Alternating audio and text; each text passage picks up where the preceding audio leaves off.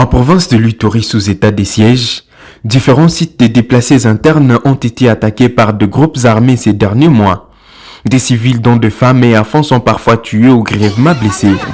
Très inquiet, le Haut Commissariat des Nations Unies pour les réfugiés HCR Bureau de Bunia a renforcé les capacités des autorités, des administrateurs et des gestionnaires sur la coordination et gestion de sites et les caractères civils et humanitaires de ces endroits abritant de vulnérables. On a lancé cet atelier en fonction de la détérioration actuelle de la situation de sécurité des personnes déplacées en général, mais des personnes déplacées qui sont dans les sites. Parce qu'en venant dans les sites, ces personnes déplacées croyaient pouvoir avoir la sécurité. Et aujourd'hui, avec les nombreuses attaques qu'on voit, on a beaucoup de pertes en vie humaine dans des sites qui devaient être des lieux sécurisés. C'est pourquoi, à travers cet atelier, on voudrait engager l'autorité militaire, mais aussi engager l'autorité administrative sur les différentes responsabilités. Les violences, les conflits sont très cycliques.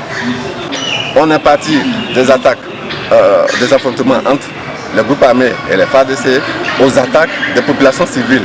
Et maintenant, la nouvelle tendance, c'est les attaques contre les personnes déplacées.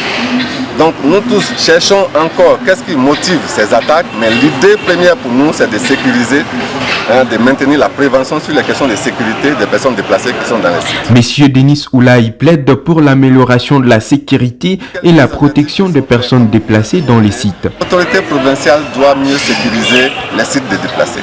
L'autorité provinciale doit tout faire pour prévenir les incursions des hommes en armes, que ce soit nos militaires, mais aussi d'autres groupes armés, d'autres hommes en armes, de pénétrer dans les sites. Parce qu'en pénétrant dans les sites, ça crée des incidents, ça crée des morts. Donc, première responsabilisation que nous voulons, c'est que l'autorité protège mieux les sites et les alentours des sites.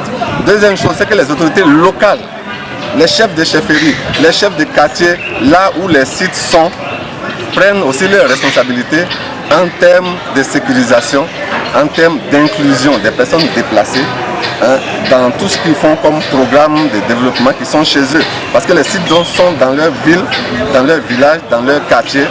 La sécurité de leur population, de leur quartier, c'est aussi la sécurité de la population des personnes déplacées qui sont dans les sites. C'est pourquoi nous associons aussi les chefs de chefferie, les chefs de village et les chefs de quartier. Je tiens à rappeler aussi que la RDC a signé beaucoup de conventions protégeant aussi bien les réfugiés que les personnes déplacées. Donc nous voudrions engager les autorités locales pour s'engager sur les questions de sécurité des personnes déplacées dans les sites. Et en ce faisant, il faut renforcer et maintenir ce caractère civil. C'est comme dans les temps de guerre, il y a les principes de guerre. Ici aussi, il y a des principes qui régissent tout ce qui est sécurisation des sites, mais aussi tout ce qui est sécurisation des personnes déplacées qui sont dans les sites.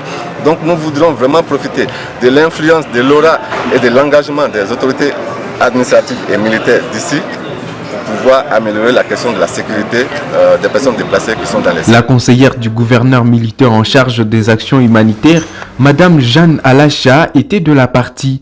Des participants ont promis de mettre en pratique toutes les notions acquises.